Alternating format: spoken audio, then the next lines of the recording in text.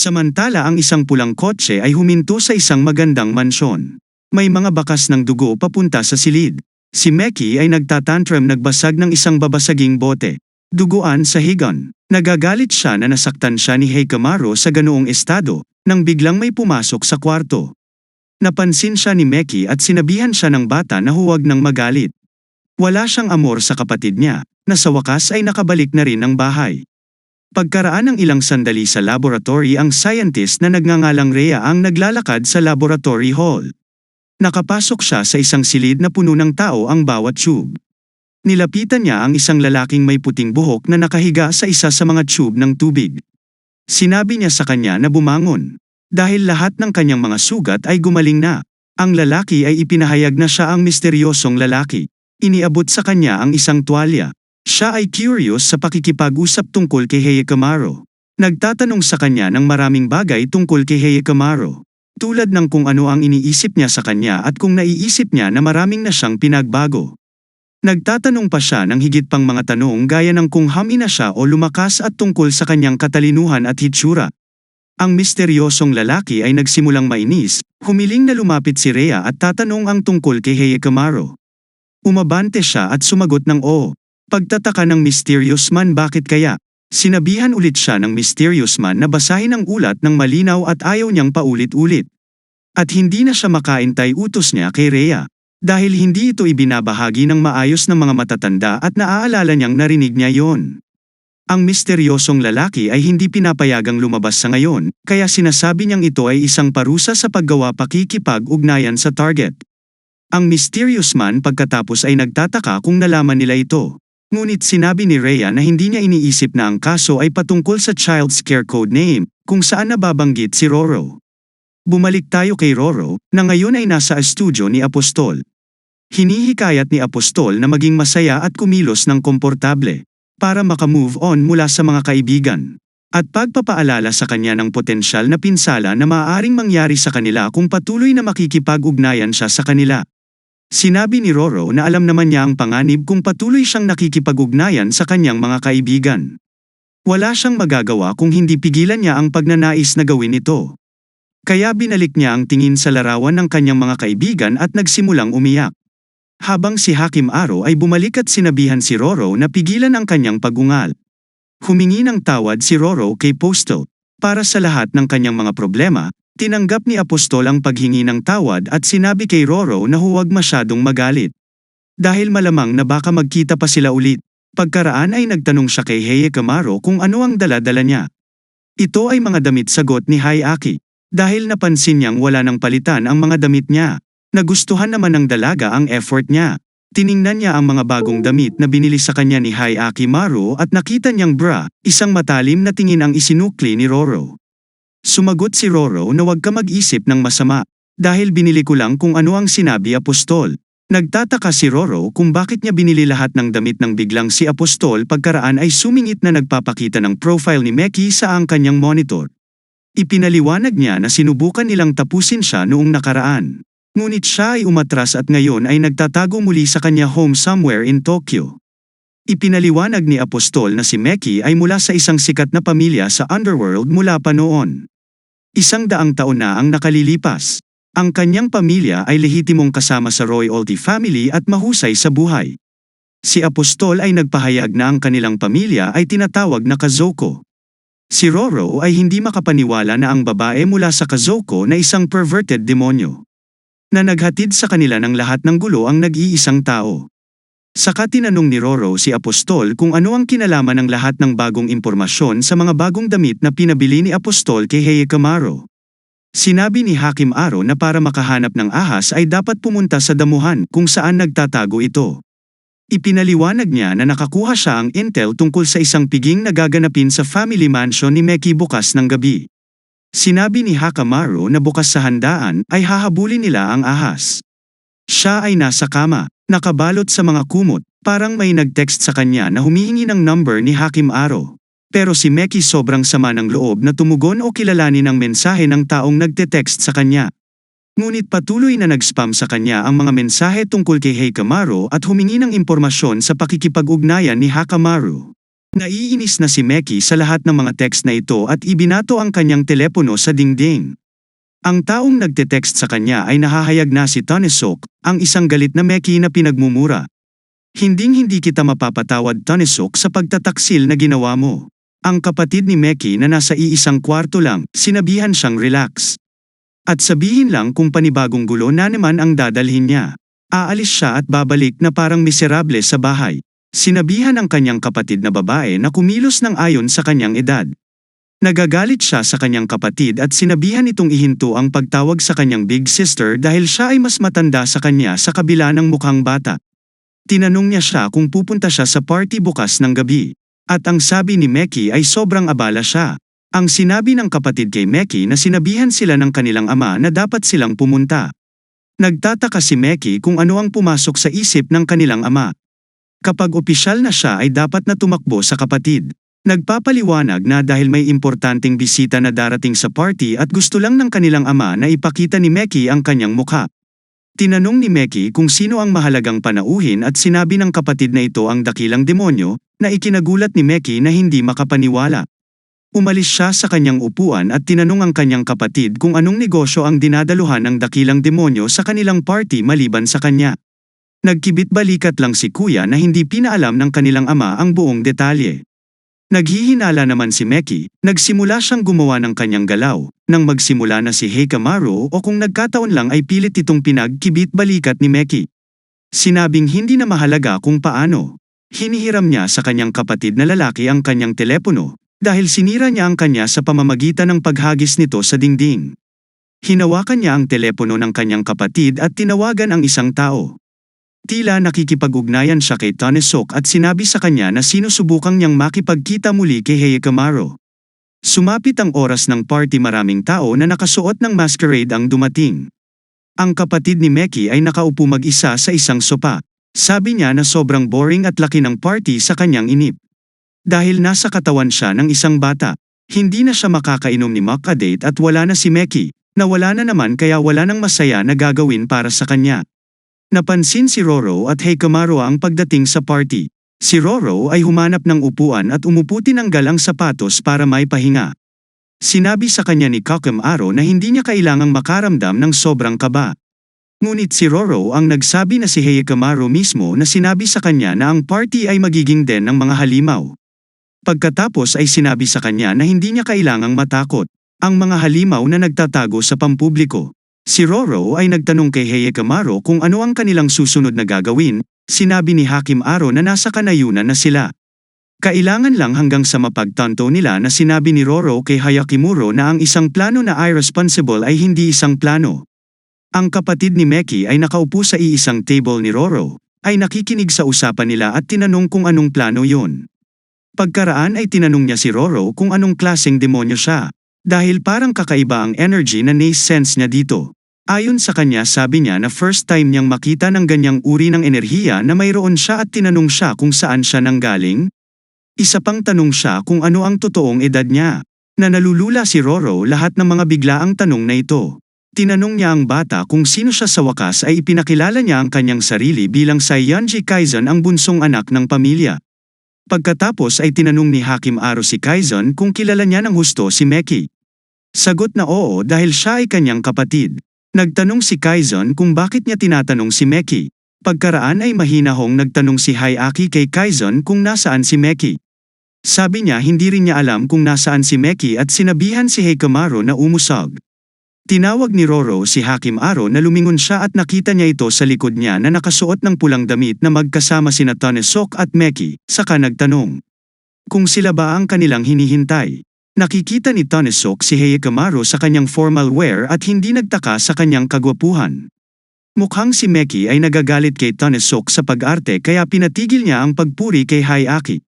Napansin ni Hayaki si Tanesok pero nakalimutan niya kung sino siya kaya nagtanong siya kay Roro kung sino si Tanesok. Iginiit ni Tanesok kung paano mo ako nakalimutan, gayong nagkaroon tayo ng madugong sagupaan. Naalalang linya mula kay Meki. Pagkatapos ay sinipa si Tanesok at tinawag siyang baliw. Lahat ay nagsimulang makaramdam ng awkward moment. Pagkatapos ay nagsimulang mag-away sina Meki at Tanesok. Sumama si Meki kina Heikamaru at Roro sa kanilang mesa. At nangako na ibibigay sa kanila ang totoong impormasyon sa pagkakataong ito. Dahil alam niyang gustong makipagkita ni Hikamaru sa dakilang demo na yan. Relax lang si Hakim Aro dahil alam niyang mahirap magtiwala kay Meki. Pagkatapos ng lahat ng pinagdaanan nila kamakailan, sinabi ni Hakim Aro kay Meki na ang pagsisinungaling ang kanyang specialty. Tapos tinanong si Tanesok kung bakit nakatayo lang siya sa likod ni Hikamaru. Sagot ni Tanesok nagtanong kung may problema ba. Sabi ni Meki na walang problema kaya tumayo ka na lang dyan forever. Itinuon ni Meki ang focus kay Hikamaru na nagsasabi sa kanya na pareho silang may hangarin kaya sinusubukan niyang makipag-ayos at itigil ang kanilang tunggalian. Alam ni Meki na ang relasyon nila ni Hakim Aro ay may maraming buhol na dapat tanggalin. Ngunit hinihiling pa rin niya kay Hikamaru na pag-isipan ito. Sinabi ni Hakim Aro kay Meki na kung ang mga bagay ay hindi na naman sumang-ayon sa gusto niya siya ay muling tatakas. Inihayag ni Hayaki na mas pinagtitiwalaan niya ang kanyang sword kesa sa kanyang words. Aroganteng tinanong ni Meki si Hikamaru kung ano ang plano niya tungkol dito. Ngunit pinaalalahanan siya ng kanyang kapatid na si Kaizen na huwag mag-provoke ng gulo. Ngunit tinukoy ni Meki kung bakit armado pa din si Hayaki. Sa kabila ng proteksyon ng kanyang pamilya, si Hakim Aro ay hindi nagalit sa pananakot na ito at sinabi sa kanila na ang kanyang mga paghahanda ay tapos na. Sa paligid ni Meki at Kaizen si Hakim Aro ay sinabihan ang dalawa na tumahimik kung ayaw nilang masaktan ng tali na nakapalibot sa kanila. Isang normal na tali na hindi kayang putulin ng demonyo. Pati si Tanesok ay balot din ng pulang tali, na mas humanga dito kaysa sa aktwal na pagkatakot. Pagkatapos ay tinanong ni Roro si Hikamaru kung saan nagmula ang taling nasa kamay niya. Nasa kanya na ito bago pa sila makapunta sa party bilang paghahanda just in case, ayon sa payo at idea ni Apostol. Sumingit si Kaizen kung bakit pati siya nasali. Sinabihan niya ang kanyang kapatid na si Meki na bakit ba ang hilig-hilig mo sa gulo. Nang tumutunog ang mga kampana at ang pumasok ang mag-asawang Seianji sa hall. Bumaba sila sa hagdan ng mga manlalaro na may malakas na aura na nakapalibot sa kanila. Saka kumaway si Kaizen sa kanyang mga magulang na sinasabi sa kanila kung nasaan sila. Ang ama ni Meki ay pinapansin si Meru at tinanong kung laging may mga aso sa party. Ang isa sa mga tauhan ni Seianji ay lumapit, ang ama ni Meki at sinabing may something siya apurahang sasabihin sa kanila ang tungkol sa proyekto, na sinimulan ng maraming tauhan na pumalibot sa mag-asawa. Hanggang sa pumalakpak ang ina ni Miki, na nagsasabi sa lahat na sila ay masyadong maingay na sinasabi niya sa lahat na mangyaring maging kalmado ang mga mata ng lahat sa paligid ay nagsimulang magningning na asol. Napansin ni Roro na ang nanay ni Meki ay gumagamit ng ilang uri ng brainwashing technique na katulad ng kanyang anak na babae. Siya ay nag-aalala at tinanong si Hikamaru kung dapat niyang ihalubilo si Maru. Tiniyak ni Hikamaru kay Roro na ito ay ayos lang. Lahat ng bisita na nagningning na asol ang mga mata ay tumuon sa kanila. Lumapit ang magulang ni Meki sa kanilang table, upang sabihin sa kanila na nasuri na nila ang listahan ng mga taong dadalo at napansin nila na hindi kasama si Hikamaru o Roro bago sila magtanong sa kanila kung sino sila. At tinanong sila pabalik ni Hikamaru kung importante ba talaga. Ang sabi ng ama ni Meki dahil ito ang host, responsibilidad na harapin ang mga hindi inanyayahang bisita. Si Roro na nagsisimula ng mag-alala ay nagtatanong kung lahat ng dadalo sa party are demons. Sinabi sa kanya ni Tanesok na ang ilang mga normal na tao ay nakikihalubilo sa karamihan ng tao. Si Hikamaru pagkatapos ay nagtanong kung sino ang tunay na may-ari ay nagpapahiwatig kung paano niya nalaman na ang mga Seianji ay hindi normal na tao. Si Hikamaru ay nagsimulang manginsulto sinasabi nila kung paano maglalagay ng papel na tao ang tinaguriang dakilang head ng mga demonyo. Habang ang pinuno ng mga demonyo ay isang tao. Nabigla si Roro na ang ulo ni Seianji ay talagang tao at hindi demonyo. Nagtataka si Roro kung bakit ang isang tao ay magpapanggap na demonyo. Sanabi ni Tanesok, magiging stepping stone sa panghihimasok sa mundo ng mga tao na si Roro pagkatapos ay napansin ang ina ni Meki na nakatitig sa kanya. Ang ina ng Meki ay napansin ang enerhiya na nagmumula sa loob ni Roro at naintriga ang ina ni Meki. Nagtanong kay Meki kung sino si Roro. Pero sinabihan siya ni Meki na itigil na lang ito. Dahil sinabi na niya na sa kanya si Roro pero itinanggi ni Roro na pag-aari siya ng sinuman. Pagkaraan na sinabi ni Meki sa kanyang ina kung kainom na ba siya ng gamot. Dahil bata pa siya para magka-wrinkles. Nagalit ang ama ni Meki sa pagiging bastos.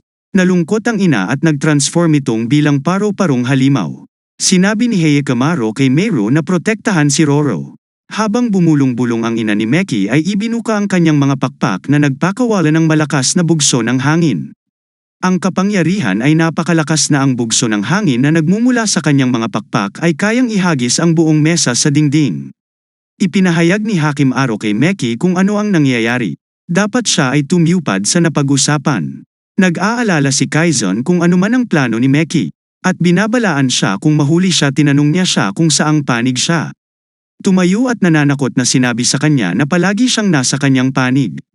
Sinusubukan ni Hakimaro na ay target muna ang pinuno na ama ni Meki. Ngunit bago pa niya maabot ng mga pulang tali ay hinawakan ng nanay ni Meki ang mga tali na lumilipad at hinayla pataas si Heikamaro. Tinatanggal niya ang tali sa kanyang mga daliri para pakawalan si Heikamaro. Nakakapagtaka kung bakit hindi pinutol ng wire ang nanay ni Meki. Tinanong ni Roro si Heikamaro kung ano ang dapat nilang gawin. Ngayong may mga bagay na nagtataka kung ang kapangyarihan sa kanyang mga pakpak ang nagiging sanhi ng kanyang pagtutol sa string. Tinatawag ni Meki si Heikamaro dahil pinipigilan niya ang kanyang pagtatapos ng deal. Sinabi niya sa kanya na magkaroon ng magandang pag-uusap ng mag-isa. Habang ang pagturo sa kanyang kapatid sa likod ay tila nagkaroon ng isang ganap na bagong anyo bilang ang dakilang demonyong. Tinanong ng demonyo si Heikamaro kung gumigala pa ba siya para hanapin ang kanyang katawan.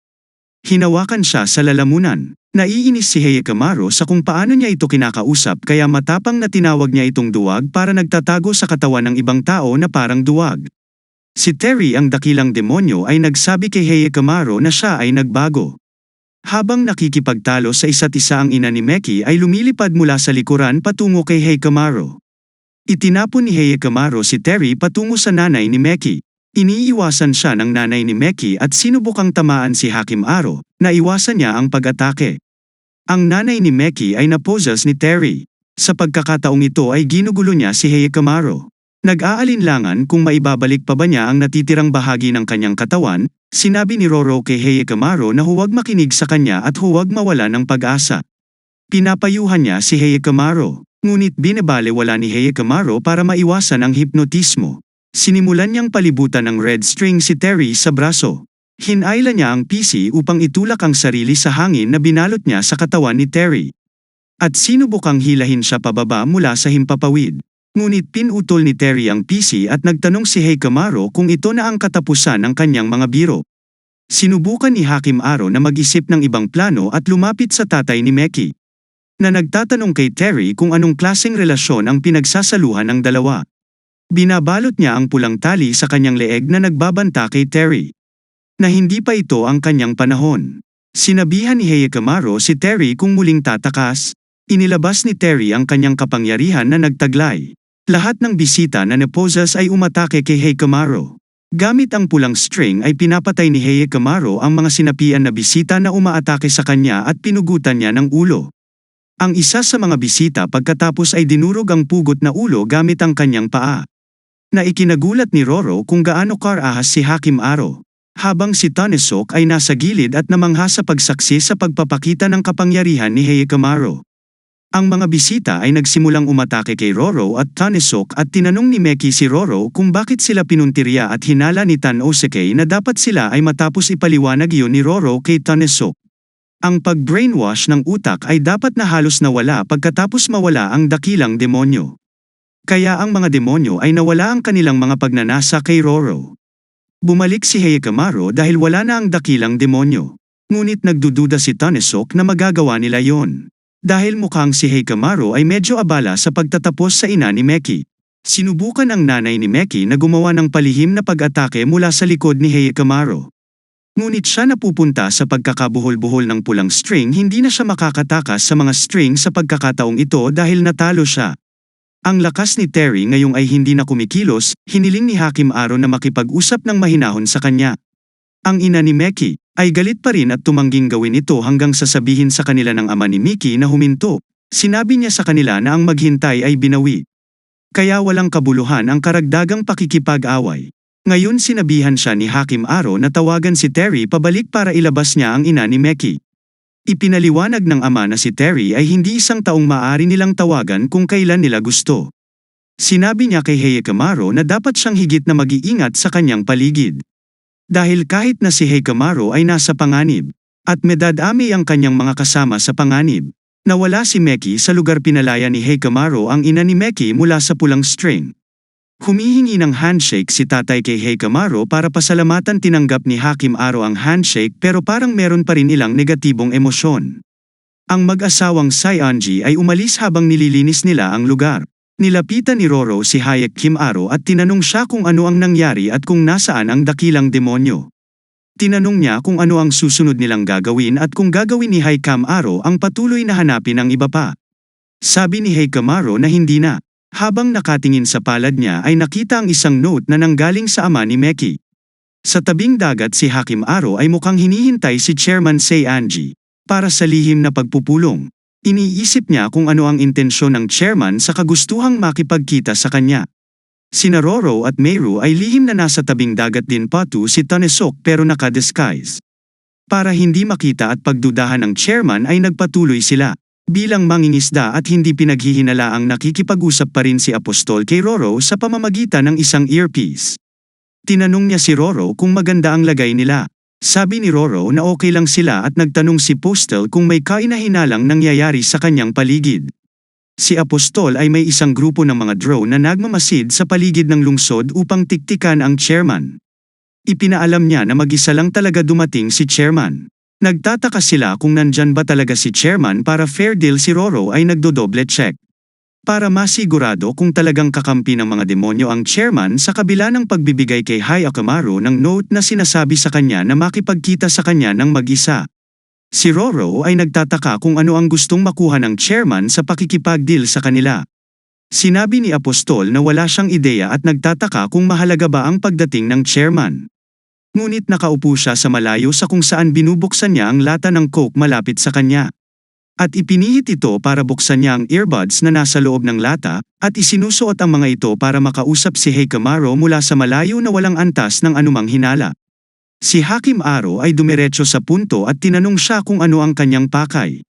Ang sabi sa chairman, mukhang nagmamadali si Hikamaru, pero sumingit si Hikamaru na wala silang masyadong oras. Ang chairman ay sumunod at dumiretso sa puntong sinabi niya na ang kanilang layunin ay magkapareho ang patayin ang dakilang demonyo na si Terry. Gulat na gulat silang lahat na nagtataka si Roro kung bakit niya ito nasasabi. Biglang sabi ni Hikamaru kailangan niyang tingnan muna ang Citizen. Unang bumangon si Hikamaru, kinuha ang kanyang prosthetic na braso at pinatay ang gamo-gamo na nakapatong sa dibdib ng chairman. Hinala ni Hikamaru na pinagmamasdan ng kanyang asawa base sa kanyang reaksyon. Tila hindi rin ito alam ng chairman. Tinanong siya ni Hikamaru kung magiging okay lang siya. Sa ilalim ng Saionji Mansion sa basement pinapahirapan ng kanyang nanay si Meki. Humihingi ng 5 minutong tulog pa ang kanyang ina. Sabi ni nanay na parang wala pa ring balak magsisi si Meki at tinanong kung nagsisisi ba siya. Pangangatwiran ni Meki, ano ba ang ginawa kong mali? Hindi akalain ng ina na pagtataksilan siya ng sarili niyang anak. Nataranta at nabigla. Tinanong niya ang kanyang ina kung talagang iniisip niya na sila ay magiging isang tunay na pamilya. Dahil lang sa paglalaro, nakawala si Meki mula sa sapot. Hinawakan niya ang kanyang ina sa balikat. Sinabihan niya ang kanyang ina na gumising na dahil ayon sa kanya tayo ay isa lamang pa.in nila. Ang ina ni Meki ay nagtuturo sa mga kasambahay na iakyat siya sa kwarto niya. Sinusunod ng mga kasambahay ang utos niya at naiwan ang nanay ni Meki sa basement. Dahilan kung bakit si Tanesok ay sumali sa grupo ni Hikamaru. Dahil sa huling pagkakataon na nakipagdeal siya kay Hikamaru ay iniwan siya ng walang kontak. Kaya ngayon sasama siya kung saan man si Hikamaru. Kahit anong titig niya kay Hikamaru na kumikinang sa paghanga Hikamaru. Parang walang pakialam si Hyaki sa ginagawa ni Tanesok. Habang nasa tabi ng dagat ang chairman ay nag-aalala sa kanyang asawa. Alam niyang may nangyayari sa kanya dahil palihim niyang sinusundan siya. Sabi ni Hikamaru na magiging matagal pa bago malaman ng dakilang demonyo. Pero sabi ng chairman ay kukumbinsihin muna niya ang kanyang asawa. Sinisiguro niya kay Hikamaru na hindi siya makikialam. Sinabi niya kay Hikamaru na kontaken siya kung kailangan niya ng anuman. Tinitiyak niya sa kanya na susuportahan siya sa lahat ng mayroon siya. Inabot ng chairman ang kanyang kamay at nagtatanong kung nagkasundo sila. Si Hikamaru ay may isa pang tanong sa chairman. Kung bakit nais niyang gawing hostage ang kanyang sarili sa isang party. Samantalang ang lahat ay nakahilig sa kanyang advantage. Ang tanong ng chairman, mahalaga ang tanong na yon na dapat sagutin, ipinagkibit-balikat ito ni Kakamaru at nagtitiwala na hindi ito magiging masama. Tinanggap niya ang deal, at nakipagkamay sa chairman. Ang grupo ay nasa Apostle Studio. Tumatawag si Seianji Sab-ain. Walang sumasagot sa tawag. Nagtanong si Roro kay Hayaki kung sasagutin ba niya. Nagtanong din si Hayakamaru kay Roro kung bakit niya sasagutin. Sinabi ni Roro na nag-aalala siya dahil lumipas ang mga araw. At nag-aalala siya kung tuluyan bang tinagap ng chairman ang kanilang alok. Hindi na kailangan dahil magyigig desperado si chairman dahil sa pagkatalo nila sa ad ni Apostol. Tama ang input ni Hakim Aro at idinagdag sa pagsasabi na kapag mas nababaliw sila sa kanila, mas marami silang magagawa sa kung ano ang gusto nila sa kanila. Saka nagtanong ulit si Roro kung bakit gustong patayin ng chairman ang dakilang demonyo. Sabi ni Apostol na wala siyang ideya. Sabi ni Kakamaru na sa tingin niya ay hindi layunin ng chairman na patayin ang dakilang demonyo. Nagtatanong si Roro kay Hayakamaru ano ang ibig niyang sabihin doon. Ngunit bago pa masagot ni Hayakamaru ang tanong ni Roro ay pumasok si Tanesok dala ang isang bar-iles. Nagulat si Roro at tinanong si Tanesok kung ano ang ginagawa niya kasama si Hakim Aro. Sinabi niya sa kanya kung nasaan sila. Dahil maaari siyang maging kapaki-pakinabang sa kanila. Sinimulan inumin ni Roro ang likido mula sa loob ng bar aisles at lalong nagustuhan ni Meru. Si Roro ay nagtataka kung bakit nasasabik si Meru sa likidong nasa loob ng bar aisles. Sinabi ni Apostol na ang kanyang reaksyon ay ganap na normal dahil ang lahat ng likido sa loob ng bar aisles ay magiging skins and bone ni Meru SBI ni Apostol. Ito ay isang regalo para sa kanilang mga plano sa hinaharap at para mag-level up si Meru. Nagsimulang tumalsik ang likido at galame ni Meru. Ngayong halos tapos na sila sa kanilang paghahanda. Sabi ni Hayakamaru dapat ngayon ihagis ang kanilang pa.in. Samantala si Meki ay nagpapahinga sa kama kasama ang kanyang kapatid na binabantayan siya. Nagising siya mula sa kanyang pagkakatulog at tinanong ang kanyang kapatid kung gaano siya katagal nakatulog. Sinabi ng kanyang kapatid na hindi siya sigurado na sinabi sa kanya na 5 araw na ang nakalipas mula noong mag-party. Mapang-asar na tinanong ang kapatid kung ano ang pakiramdam na sinaniban siya ng Great Demon. Nanggatag si Kaizon at natuklasan niya na malaki ang takot ng Great Demon kay Hayakimura. Nagsimulang matuwa si Meki at humalik. Tinanong siya kung ano ang pinaplano niyang gawin sa oras na ito. Kung kailan hindi siya patatawarin ni Terry sa pagkakataong ito. Binabalaan siya nito na pwede na talagang mamatay sa pagkakataong ito si Meki. Parang hindi na nananakot o natakot dito, sabi niya isa lang ang gusto niya. Ang kalayaan.